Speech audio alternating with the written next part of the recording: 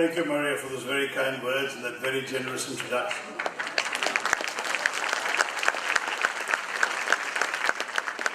Ambassador Kumaran, Mr. Mohan C. Thomas, Mr. Lucas Chako, Mr. Rappai, distinguished members of the audience, friends, I hope that covers everybody. As we say in Kerala, എല്ലാവർക്കും എൻ്റെ വിനീതമായ നമസ്കാരം. I have to confess I didn't expect this. I was invited by Mr. Thomas for a small informal interaction with Trivandrum voters. So I came expecting 15 people in a room. I had no idea that this is the small informal interaction. I wonder what a large formal interaction would look like here in Doha by his definition.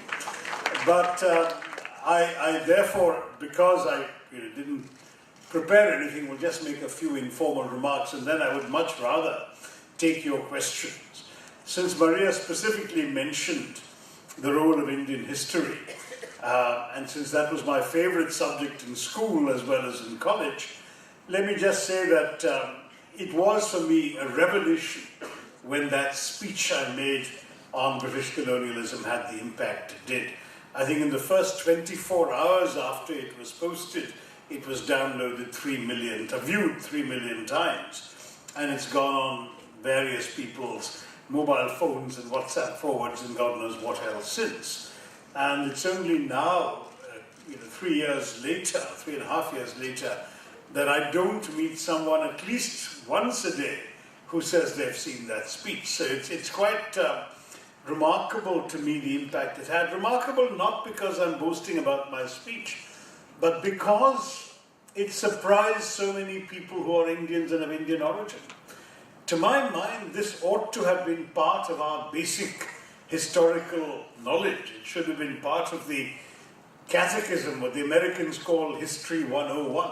This is the stuff that certainly when I was studying and reading about modern India, was the received wisdom by and large, maybe not in the kind of detail that I have come up with in the book, which has certainly benefited from the more recent scholarship of others.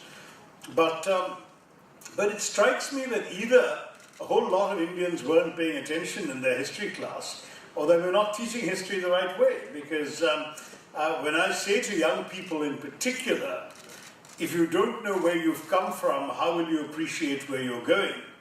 I think that's really an important question to all of us. Whether when we're individuals, we are curious about our parents, our grandparents, what their story is, their background is, what is the line of descent that has brought us to where we are today. And in the same way as a society, it seems to me we have an obligation to be conscious of the past. I'm a great believer in the dictum of forgive and forget, but not fully. I believe very much in forgiveness. I think that hatred and resentment are negative emotions, that anybody who harbors such emotions is bound to hurt himself far more than he would hurt the person he's hating or resenting. But the truth is that while you must therefore have a capacity to forgive, you must never forget. Forgetfulness, to my mind, is an abdication of both memory and responsibility. Because if you just say that I forgive you and I will forget the wrongs you have done, then you are also saying that you are absolving that person, or in this particular case, a country, a system, a force, of any responsibility for their wrongdoing. If people can do wrong and everyone will forget they've done wrong, then what is the incentive to do right? So in my mind, you mustn't forget. Yes, you must forgive. And I've said that multiple times in all my talks. Forgive, but don't forget. And I say that particularly because in a short time, less than 2 months away, we come to the centenary of perhaps the single worst atrocity of the British Raj in India, the Jallianwala Bagh massacre. It was a momentous event in the forging of a national consciousness in India. And yet, in terms of the number of people killed, it was actually not terribly significant. The British admit to 379 massacred. The Indian side claimed closer to 2,000. the truth was almost certainly somewhere in between. But even the highest possible figure pales by comparison with the 100,000, the lakh of people who were mown down mercilessly by the British in their takeover of Delhi in 1858 after the so-called mutiny, the revolt, when they killed innocent men, women, children, anybody they could find. Hanged, drew and quartered people of the most extreme brutality. So it's not the numbers in the massacre. It's everything that the Jallianwala Bagh incident represented. It came at the end of the First World War, in which India had been a major supporter of the British Raj, where Mahatma Gandhi had called on to India to support the war effort, where India had supplied vast sums of money from a country increasingly impoverished by the depredations of colonial rule. We had supplied vast sums of money, we had supplied vast sums of uniform and clothing, we had provided pack animals, we provided rations, we had provided carts, we had even ripped out rain lines from Indian soil and shipped them off to aid the war effort. The value of our aid in today's money has been calculated at over 80 billion, with a B, pounds sterling. So you're talking about a colossal effort by an impoverished country. And yet, what did we get in return? The British, in their very mealy-mouthed declaration of 1917, implied they would be giving us steps towards progressively responsible self-government, by which our nationalist leaders were given to understand that there would be dominion status conferred upon India, the same status enjoyed by the so-called White Commonwealth of Australia, Canada, New Zealand, South Africa. Now, it so happened that, of course, the British broke their word. Perfidious Albion constantly was breaking its word to the colonies. And instead of giving India more freedoms, it reimposed wartime-era prescriptions on freedom of the press, freedom of assembly, and so on. Protests broke out across British India, and in the protests, there were a number of meetings, had an occasional acts of incidents of violence. Nothing terribly serious. An English missionary woman was assaulted, but she was also rescued by Indians and carried to the safety of an Indian home when she was assaulted. So it's not as if you're talking about anything dramatic of large numbers of lives lost or anything like that. And yet the British responded by in effect declaring martial law. They sent generals and soldiers to clamp down on the unrest. And in Amritsar it was Brigadier General, as he used to be called in those days, today we just say Brigadier, Reginald Dyer, who showed up with a detachment of soldiers, mainly Gurkhas and some others. And when he was there, he imposed what today we know as Section 144, that is, not more than 5 people could assemble in one place at one time. And then he was told, but there is a whole bunch of Indians who've assembled in Jallianwala Bagh. He didn't bother to find out this happened to be the day of Baisakhi, the big Punjabi harvest festival. It was springtime after all. And for Baisakhi, many peasants from surrounding villages, as well as some people from the town, had gathered together to celebrate or commemorate this harvest festival. And while they were all together, they were also listening to speeches against the British Raj, but nothing more serious. None of them were armed. There was no violence either planned or perpetrated. But Dyer just showed up there with a battalion of soldiers, lined them up at the wall and at the sole entry-exit gate, didn't fire a warning shot, didn't ask any of the crowd to disperse peacefully, didn't even ask, why are you here? He just coolly, calmly ordered his soldiers to fire.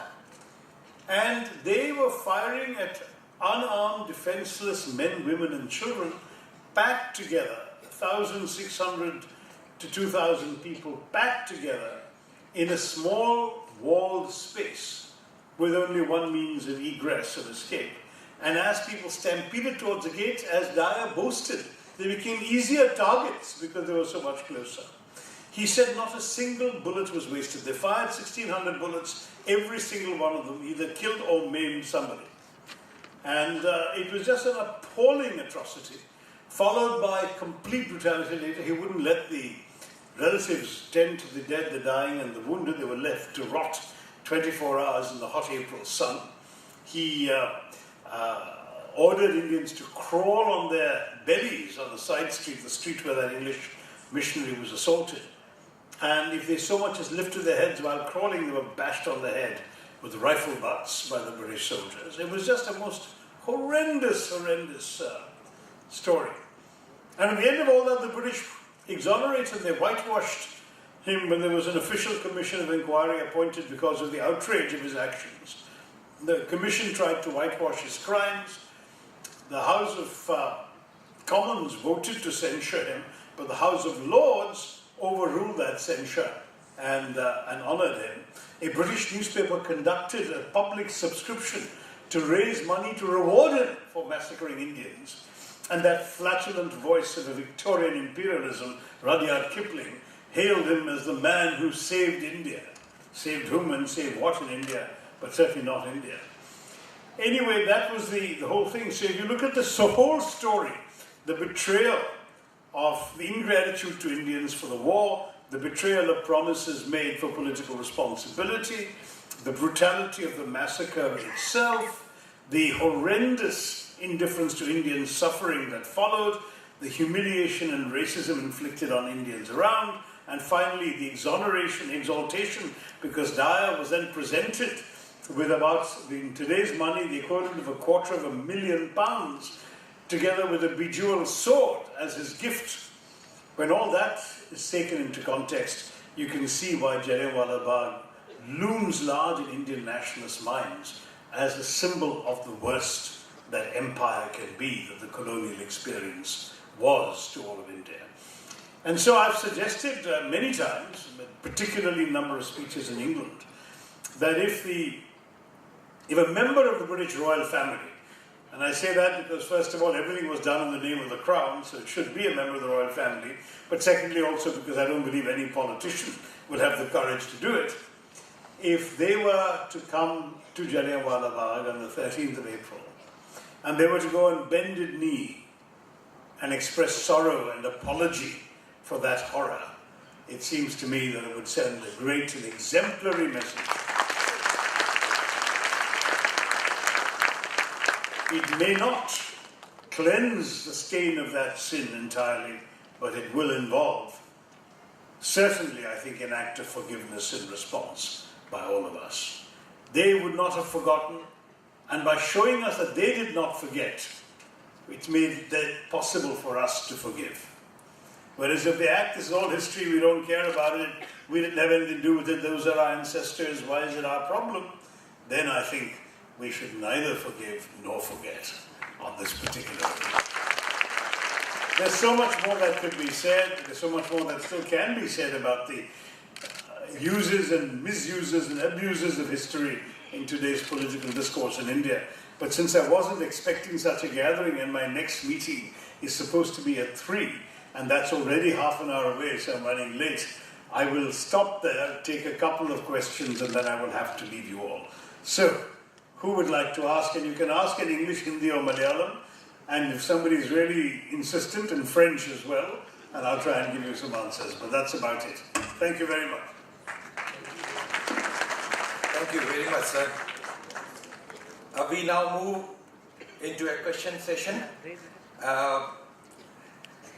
Sir, frankly speaking, when this opportunity was given, we faced a kind of torrential barrage of queries.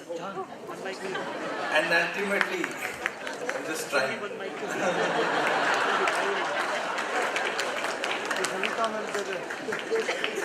Ultimately, we need to sit down and select few.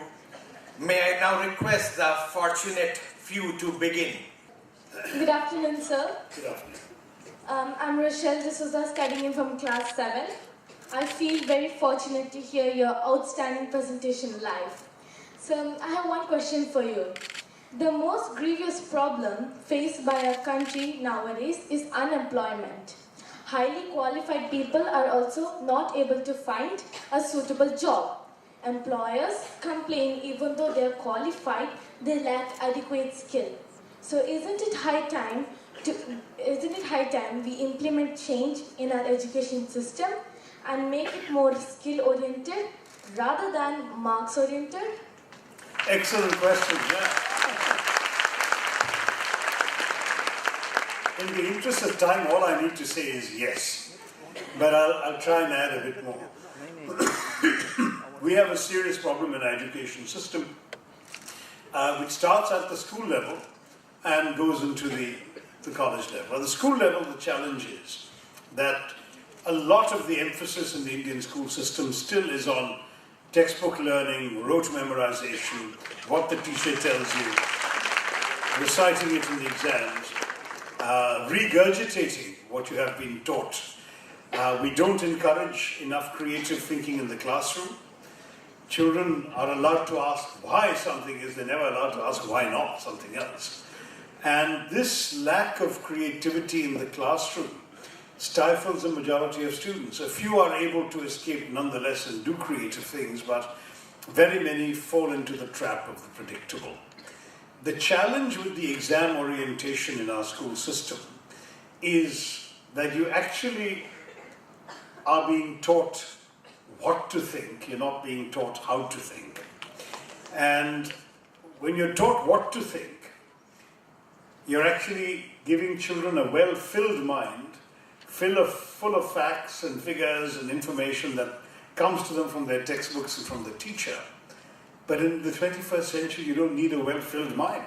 In the real world, you can find any bit of information you need with 2 suitably directed clicks of the mouse, or on your mobile phone, thanks to Uncle Google. Whereas what you need in the world today is not a well-filled mind, but a well-formed mind. A mind that is capable of dealing with unfamiliar issues, unfamiliar facts and figures, but knows or has been trained in how to approach the unfamiliar, how to deduce the essential elements, identify the essence of the problem, and find solutions to it. That's the kind of mind that the world needs, the 21st century needs, and employers are looking for. So I tell teachers, don't give them a well-filled mind, give them a well-formed mind. Don't focus on the exams, because the big exam called life tends to ask you questions you couldn't prepare for from a textbook. There's a line of Einstein that said something along the lines of the mark of an educated mind is really what's left behind in your brain after you've forgotten everything you've studied for your examinations. And that's basically the truth. It's far, far more important to know how to think than what to think. So let me again stress to you, that's the main thing at school. At college, there is the additional challenge that a lot of our syllabi are out of date. Our higher education system is over-regulated and under-governed. And as a result, we have a UGC that writes to universities and tells them the size of each classroom and how many classrooms and how many teachers and how many students they can have, but doesn't tell them what kind of quality of output is being looked for. The surveys of all the employers' organizations show that more than 80% of them are dissatisfied with the quality of recruits they're getting. And it's so ironic, we produce 500,000, 5 lakh engineers a year in India. 62% of them end up in jobs that don't require an engineering degree. They've essentially wasted their time, either because the education given to them was not good enough, or because it was simply irrelevant to the needs of modern employers. And so even big companies like Tata and Infosys now have set up university campuses of their own. Not for on-the-job training, but for actual remedial education. They hire people and then they put them through another year of courses to actually get them up to speed for what the real world needs. And that's a massive indictment of our system. So I couldn't agree with you more, young lady. We need to fix it badly and do it now.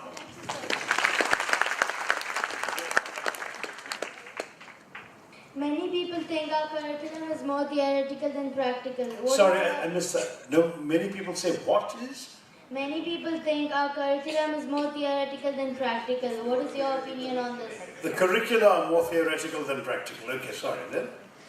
What is your opinion on this? Well, that's true, but you know, in life you need both theory and practice, right? You need both the abstract and the concrete. And the truth is that some things you have to know the theory before you can apply it in practice. I would agree with you that knowing just the theory and being unable to practice is no use, and particularly in the sciences. You can know how chemicals can interact, but unless you've done the experiment yourself, you won't have a real feel for it. If you're studying medicine, there's no point just reading about dissections through diagrams in a book. You have to dissect somebody yourself. I mean, this is part of the educational process. So both theory and practice are essential. I think the criticism often applies to the part of the young girl's question that I hadn't fully answered, which is about skill development. I was answering mainly for those who have a full education, like most of the kids in this room will. But there are some who really don't have a talent for the theoretical at all, for academic learning. And in most of our government schools, the dropout rate from, say, about class 8 is ridiculously high. I don't know if you realize this, but in India, only 38% of children survive past class 8. Of all those who enroll in class 1, only 38% survive past class 8. So that's why the challenge for the country is, what do we do with this whole bunch of undereducated people who may be literate or barely literate, but have no other education worth the name? These class 8 dropouts have to be brought into the system. And the best solution for them is indeed practical skill development training, vocational training. What we've done is simply not enough. And I would even urge the private sector that they need to do much more. They absolutely need to do much more, including, for example, coming up with, we might come up with a law that says it's compulsory for every establishment of a certain size to set up a skill development facility themselves. Now, they can teach the skills that's relevant to their company and their industry. They can even have a monopoly of hiring the top 10% if they want. But at least the others who pass should pass with a diploma or a certificate that can enhance their possibilities in the job market.